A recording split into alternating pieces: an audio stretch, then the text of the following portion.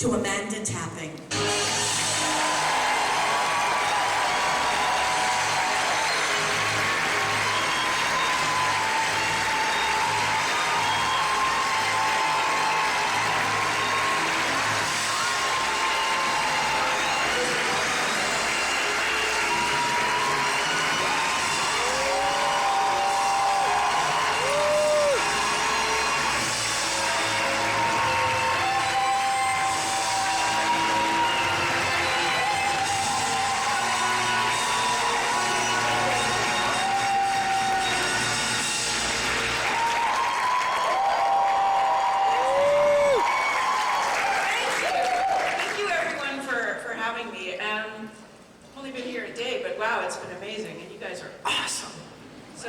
Thank you, Dirk, and thank you, Fedcon, for making this so fun. If you were in my photo line today and didn't get your photo, it'll happen. I don't know when. Maybe later today. Maybe they're figuring it out, but it will happen. I promise, I promise. Hey, really? Okay. All right. All right. I'll have to freshen up a bit. Okay, yeah, but okay, 8 o'clock. Great. Thank you for letting me know that. Okay, hi. Hi, good morning, Amanda. Good morning. The very first convention I've ever attended was GateCon in Vancouver in the year 2000. I had no idea what was going on, Yeah. why I was there, what I was doing, but I'm still here not having a clue what I'm doing. But you still come, which is good. There are 2 people here in the room with me who were in Vancouver with me to this convention. My question is, would you have ever imagined when you got cast for Sam Carter that you'd still be up there doing this with us? Never in a million years. I had no idea. I had no idea what we were stepping into. I think, and I certainly didn't realize how enduring the fandom would be and how enduring the show would be. So yeah, I had no clue. It's such a gift. I mean, I think Terrell may have said it yesterday, but it really is the gift that keeps on giving. And the opportunity to come to these conventions and meet you guys and chat and giggle, and it's great. It's fantastic. We had no idea, none. I remember, I've told this story a million times, I'm sure, but when Michael, Chris, and I first saw this Stargate, and we all went, whoa, whoa, this is really big. This is kind of a big show, huh? Whoa. Yeah, I'd say, who knew? But thank you. Thank you for coming. Thank you for being here. Thanks.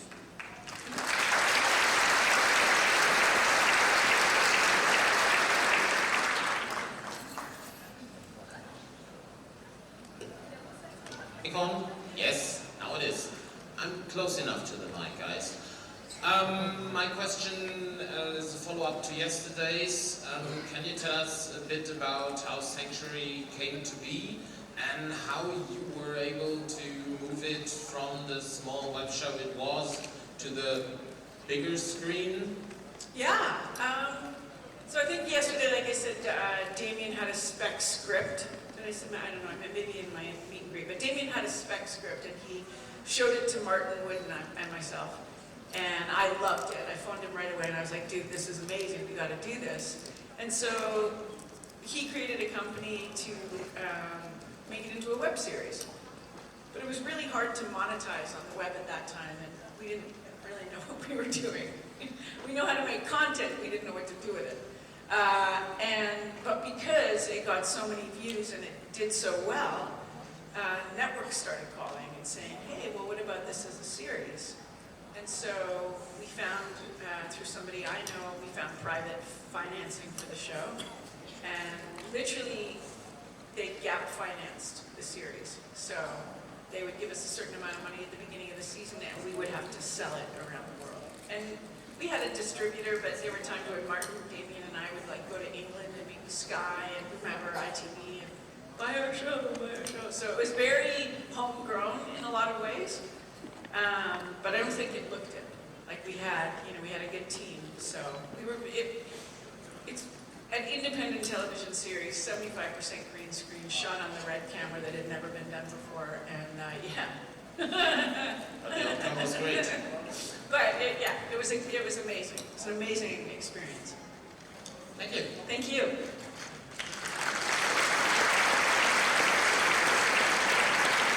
Hi. I have a current question. The current WGA writer's strike. Yeah. How does it impact your work? It's a great question.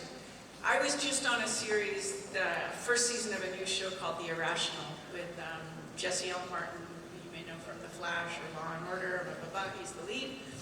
And I directed their 5th episode, and it was as I had started directing.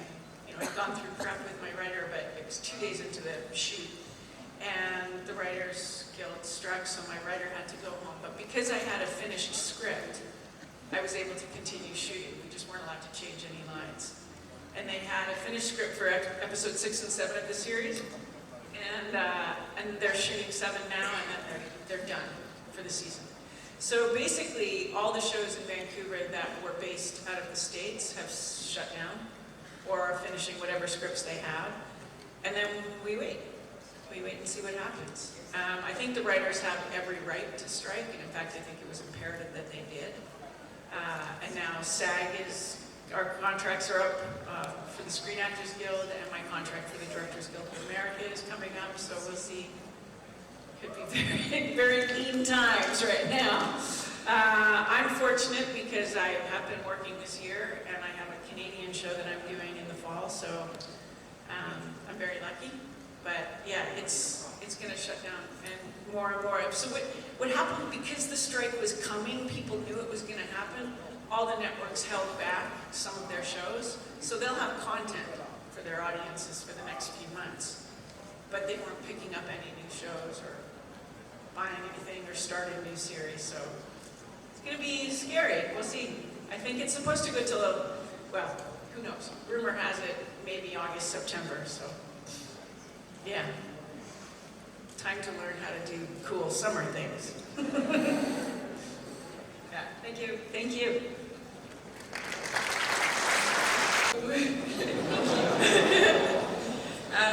I love Stargate, and Sam Carter was a role model for me while I grew up.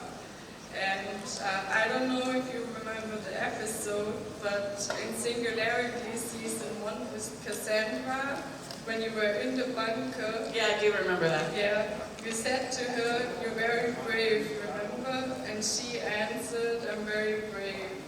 So that kind of became my line when I struggled, cool. or when I struggled with mental health issues. So I noticed that you do an event with Companion about mental health. Yeah. So I wanted to ask you if you can give us any advice about mental health, or any tips how you cope with it if you ever experienced it. Oh yeah. Yeah, I mean, I think we all do struggle with either anxiety or depression, or feeling isolated, or feeling unheard, unseen. The best advice that one of my friends gave me, because I was always so afraid to reach out to my friends because I didn't want to be a burden.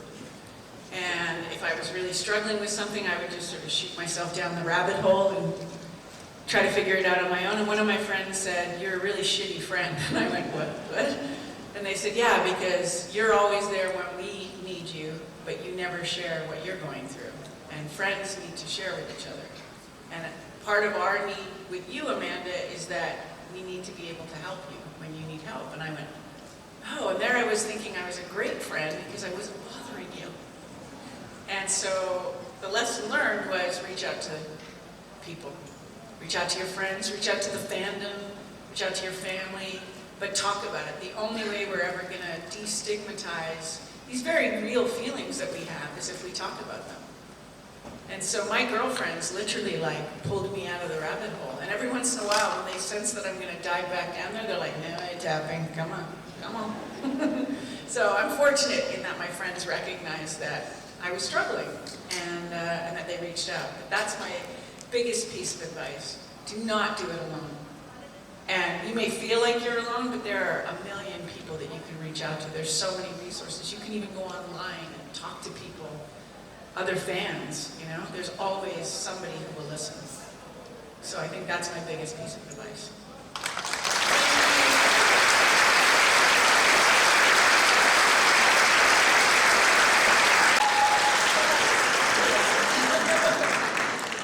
And my question is, in your career as an actor and as a director, were there moments when you were driving home from set and you thought like, damn it, now I have this amazing idea and I should have done that differently? Were there moments like that? All the time. Oh yeah. I constantly, and especially as a director, because I prep so thoroughly, and I know my shot list, and then I go in and I can make my day, but there are times when I'm like, I really should have gotten a close-up of that, and I'll wake myself up in the middle of the night going, I should have done, and 9 times out of 10 it works out, but yeah, there are moments all the time. I go, hello. Hello. First, I love you. As we all do. Me, my mom, and my girlfriend traveled to here with car from Sweden. Oh wow. Yeah. Welcome. Thank you. And my question for you is, how is your working hours compared between being an actor and being a director? Pretty much the same, to be honest. So, as an actor, I was usually in an hour to an hour and a half before a crew call to get pretty, and sometimes successfully. And then, but as soon as I was wrapped, I was done. And often I wasn't, you know, as actors, you're not always the last scene of the day. I always was, but it's another story, which I'll tell in a minute. But as a director, I get to work an hour before a crew call, and I go through the sets with this production designer and set deck, and then I would often stay an hour after just to talk to the crew or certain people about what's coming up the next day. So I envy actors now, believe it or not. When I'm on set, I'm like, oh, you're on your phone. How's that? How's that sitting and relaxing thing working out for you? Sorry, I gotta go. No, but yeah, actors are like, actor, director. Yeah, the hours are about the same, if not a little longer, as a director. And then as on Stargate, there was this kind of running joke, because I was always the last person in on a Friday. And I was often looking at tennis balls on grip stands. You know, Rick had to go to LA, so he would leave. I don't know where Michael and Chris went, but I was often looking at and having the stand-ins read off camera. And the last shot of the day is called the window. In America, I think it's called the martini, but in Canada it was called the window. But on Stargate, they called the last shot of the day the Amanda. Lucky me. It was great. Yeah. Thank you. Thank you. Great and go team, but it was like, you mess with those boys. And I got, for the first time, I got hate mail. I got, there was a We Hate Naomi club on the internet. It was crazy. It was crazy. So I love the fandom for it because they're so powerfully connected to that show. But my initial response to directing episodes or to being in them was like, just a character.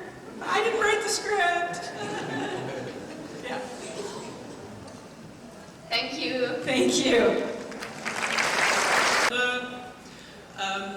People usually fall in one of the categories: early bird, night owl, exhausted pigeon.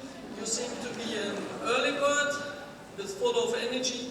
Where do you take that energy from? Please tell us your secret. I don't know.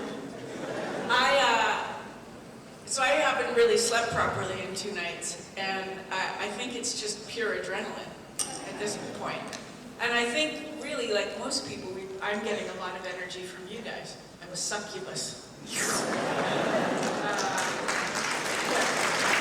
what I mean? Like, I get a bit of but I have always been a morning person, annoyingly so. And I think really because of 10 years on Stargate, getting up at 5 in the morning, and then being in bed by 9 has sort of created this pattern for me. So I am, yeah.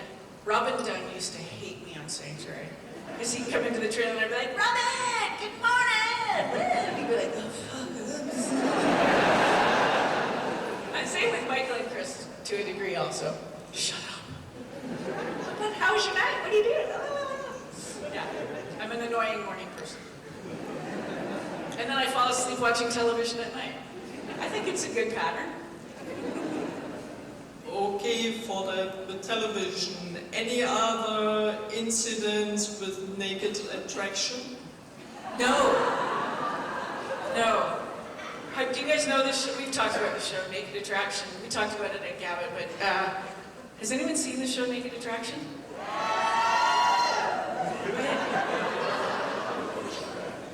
I'm scarred for life.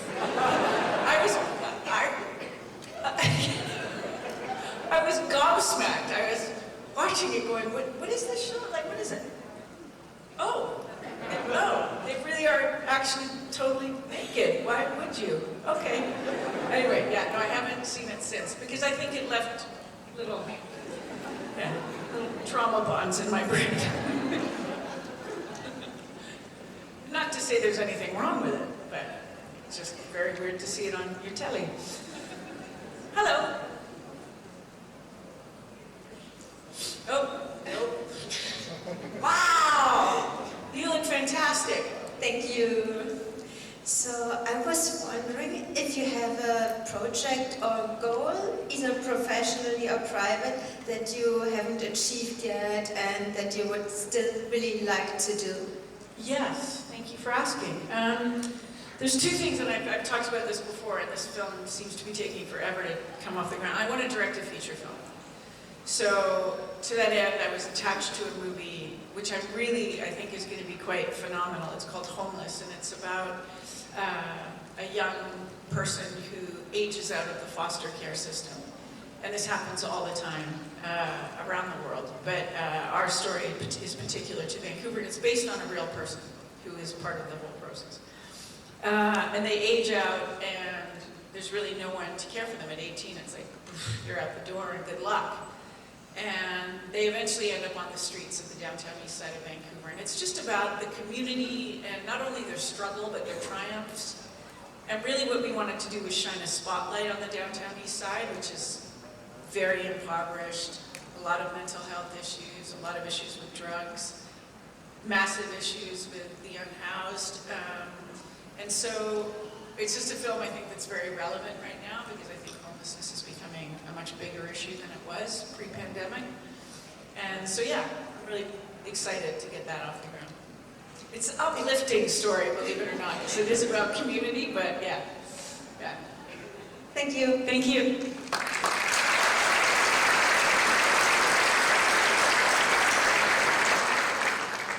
Yeah, that's right, right? Good morning. I'm going to stand like this because I'm just bored. And now everyone knows. Everyone has a sewing kit. It's on the screen behind you. Oh, I'm holding. It's okay. avert your eyes, everyone. Naked attraction. There you go.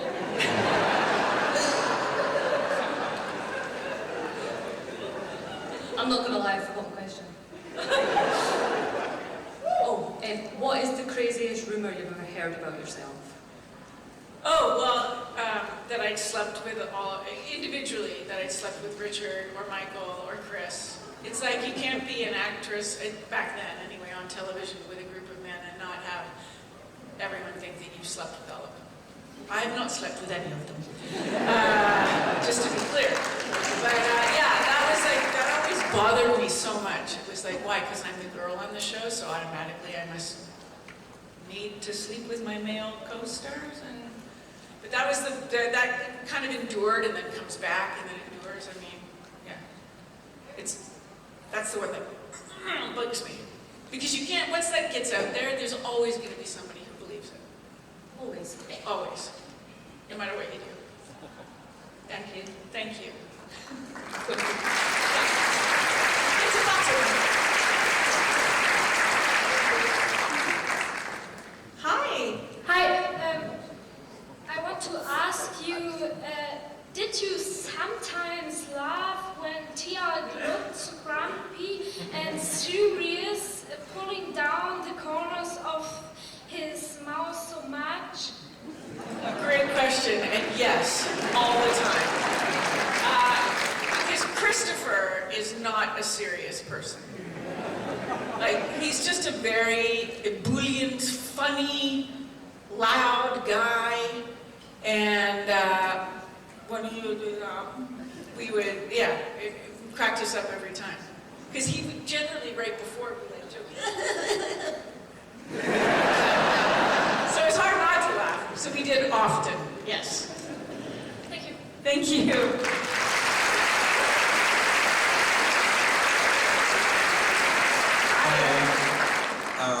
I wanted to ask you, could you share something with us about directing other great female characters like Sabrina or Batwoman? Oh, okay. Sabrina was a dream. I loved that show, and all the actors were incredible, and Kiernan Shipka is like just a powerhouse. But to work with Michelle Gomez, like, it was amazing. Yeah, right? Yeah. Phenomenal. Really, really great cast. Batwoman, I did what ended up being the final episode of their first season. And it wasn't supposed to be, but the pandemic hit and they shut us down. So, and again, great cast. But it was a different vibe. It was a very different vibe, and I think in large part because the lead didn't want to be there. So it made it a bit awkward. But the other actors were incredible, and actually I got along very well with Ruby, but I don't think that it was exactly what she wanted to be doing. So it was a different vibe. But it was fun. I mean, I had a cool episode. I mean, I got to fly Batwoman down from the rafters at BC Place and land on a field, and I got to do all sorts of cool stuff, so it was amazing. But yeah, I'm very protective of actors on my sets, and I'm very aware of the vulnerability of being an actor. But I'm also very aware of the expectation and the workload, and so I expect no less from my actors than what I gave when I was in front of the camera, which is a bit tough sometimes. Like, oh, I'm really tired, and I'm like, yeah. It's raining, yeah. But we have to be outside in the rain. Yeah. So I'm maybe a little less forgiving than some. So I'm like, try crawling through the mud in February up a mountain and talk to me about how cold you are. But to be fair, I am very, very protective of the actors, especially actresses. Which is why Motherland was so special to me, to be able to go into that show as the producing director and sort of be Mama Bear for that cast. That was pretty great. Yeah. And secondly, I just thought of that because of the other question before. It concerns farting on the SG-1 set. Who is the worst? Oh, Christopher. Christopher? Is it? Yeah. But what was the worst was when they would compete. I remember that hastily.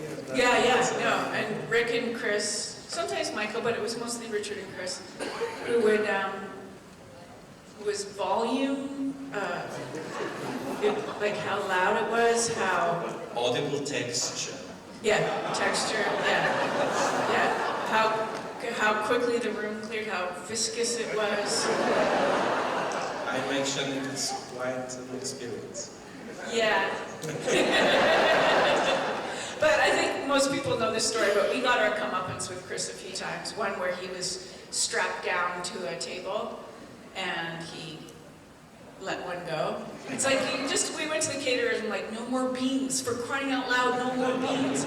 But, and he was strapped to his table so he couldn't leave and everyone just left the room.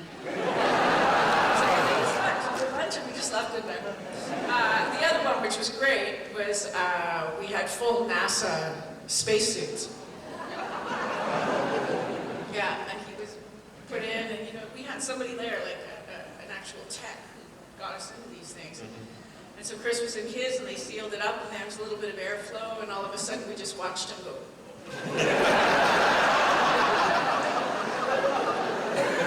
Match and color, and we were like, oh. The entire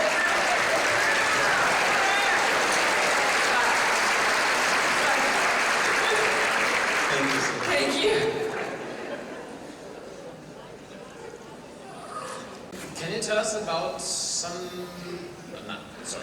Can you tell us about how much influence you will get as a director in an already successful long-running show, like say Supernatural, compared to Motherland, where you were involved in other capacities? Right.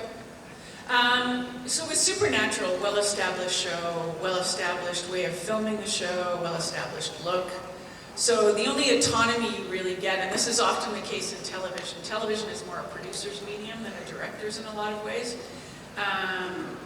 But I get to choose how I'm going to shoot it, what shots I'm going to use, what special equipment, what angles. Like I choose all of that.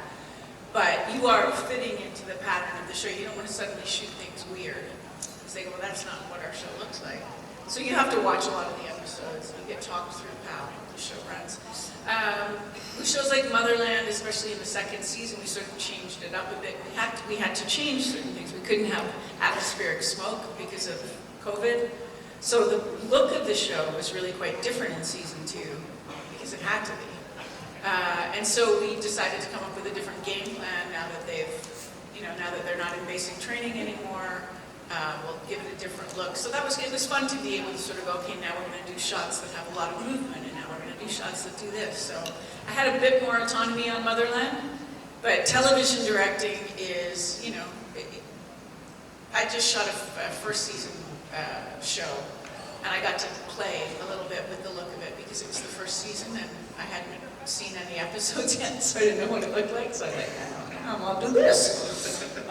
We'll see if it makes the cut, but yeah, it's an interesting because you really do. I just did Dead Boy Detectives, Neil Gaiman's new show. Yeah, it's gonna be cool. But they had a very specific look, and so I had to work within that look, and I loved it. I loved the style of shooting and anamorphic lenses and all this cool stuff. But yeah, it was very much, this is what our show looks like, so this is what you're gonna do. And talking about will it make the cut, you are out when shooting is done and the rest is done by the producers? I do a director's cut, so I get an assembly from my editor. I have 4 days to do a director's cut where I trim it down and decide, what takes I want to use. And that's a really fun process. And then I hand it to the producers. And then the producers may change a lot or a little. Generally, I haven't had too much changed in my producers' cuts, but and because of the writer's strike right now, I just handed in a cut for the Irrational that was to time. Like, normally you give them a couple of extra minutes to play with, but I cut it to time so that, because they can't touch their show right now. So, but they get it, they do a cut, and then it goes to network, and then they do a cut. The network has notes to justify their jobs, so. Some of the network notes are really good, and sometimes you're like, what? Oh. Okay. Thank you. Used to happen. People ask you to direct a TV show, and you don't know anything about the story, the crew, the people who are working. So scary. Yeah. How do you prepare yourself? Do you watch episodes before? Do you get an update on the story? And do you Google the people you're working with? Yeah, so generally in my interview or after, once I've gotten the job, I'll reach out to the showrunner, and especially if it's a long-running series, what are your favorite episodes and why? So that I get a really good sense of what really connects for them. I will read, and it's really hard when you're doing like the later episodes of a season, but I will read all the scripts leading up to that. So it's like, you got episode 18. But I think it's important to know where the characters are coming from and what journey they've been on for that season, so the only way you can do that is reading the scripts. It is a lot of research. And then I will reach out to the actors. Say, hey, I'm your new director, and especially when it shows that I'm not, I've never been on before. And I'll reach out and just say, I'm here. You have any questions, any thoughts, concerns, recipes? Sometimes I get recipes. It's really cool, actually. But yeah, so it really is, it's just about researching and watching as many episodes, like I said, the showrunner's favorites, so I can see like the style of the show, but also what connects for them. Yeah. Thank you. Thank you. Exactly. Helen Magnus is one of my favorite character ever, and I loved the chemistry you had with him, especially when he was playing John, but also with Biddy, in every role that you have shared. So I was wondering if you could talk about that. Well, Chris Heyerdahl is one of my favorite actors in the world. Like, I just think he's a phenomenal, phenomenal actor. He's so talented. And there's something about what happens when Chris Heyerdahl looks you in the eye in a scene. It's like, it's incredible. He's just, and we had a lot of fun. I mean, we laughed a lot. But there was such a beautiful intensity with Magnus and John, especially, and I almost felt like we weren't acting. And that's when you know you're in good hands. You know? The same thing with Jonathan Young, because Chris was the one who suggested Jonathan Young for the role of Tesla. And it was the same, that same feeling of just, you look at each other and suddenly you're not acting anymore. You're just being these characters. It was amazing. But Chris is, he's arguably one of my favorite actors. And that's not taking away from anyone else that I've worked with. It's just that there's something magical. Absolutely agree with you. Yeah. Thank you so much. Thank you.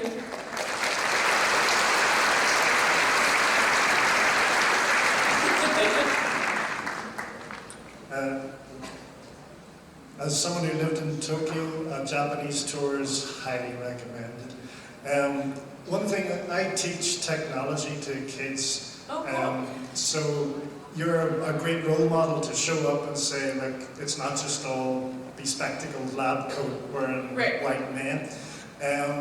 But as yourself, are you a very technical person, or did you just constantly break the stuff on the show, all the props that you had?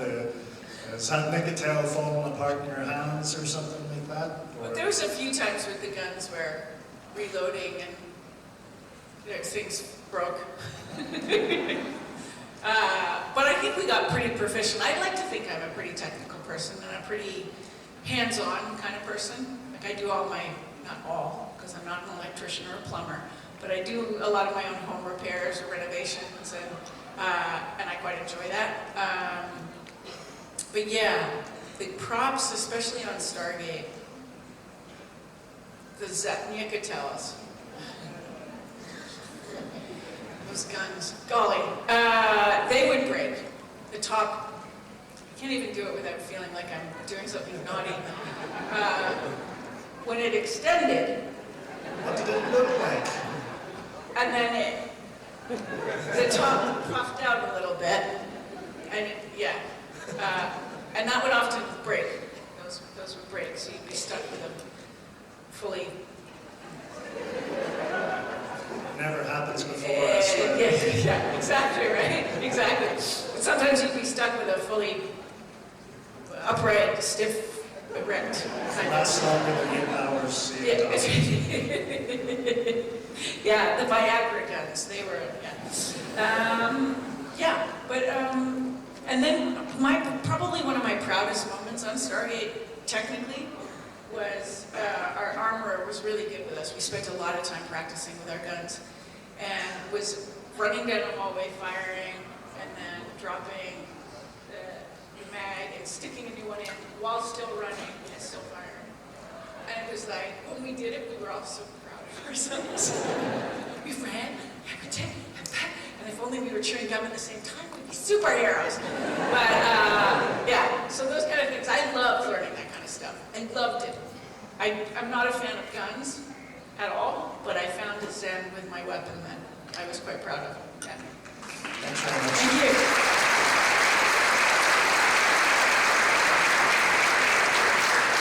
Hi. I would like to know, after we heard that question about the change in the film industry, especially for women, at first, when you start practice, do you have any trouble as a woman on this set? Yes. Sadly, yes, I did. I would say one of my most sort of traumatic experiences, and I won't name the show, but the showrunner was misogynist. I don't actually know why I was hired.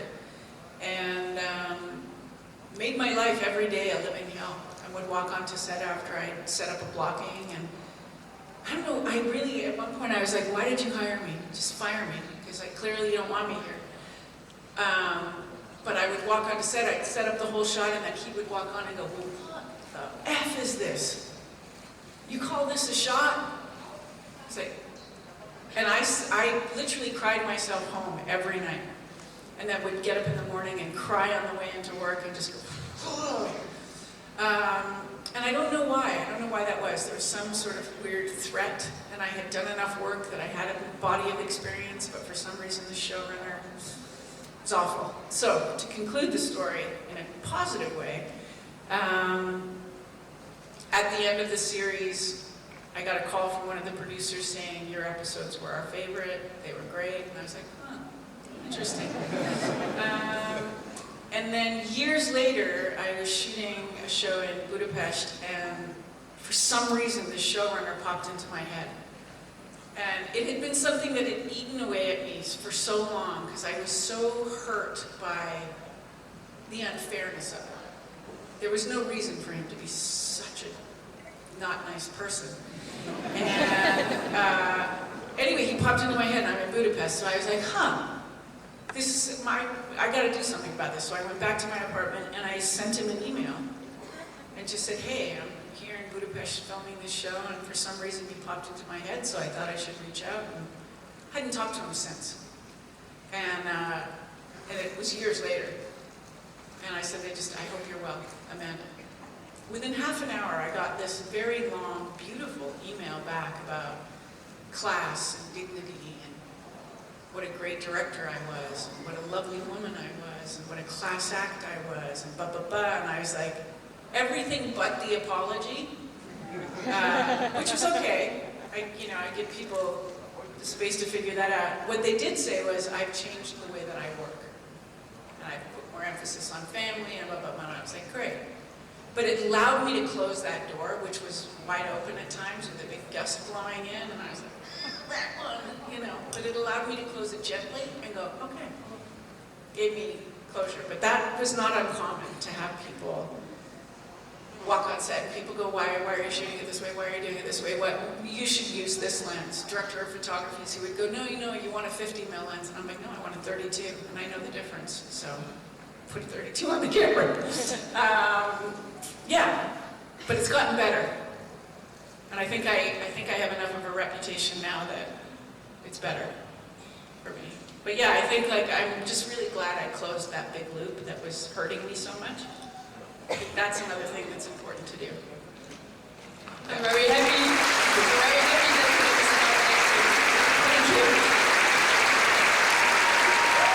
We're going to make Michael just wait up there. Just he's Michael's friend. He's a great guy.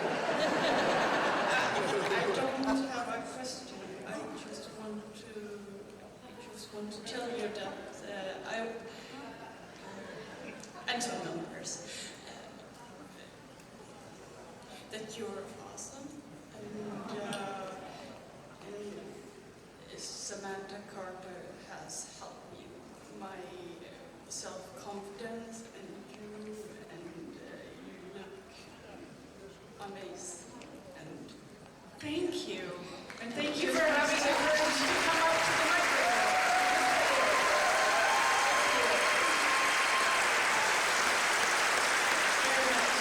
Thank you all so much.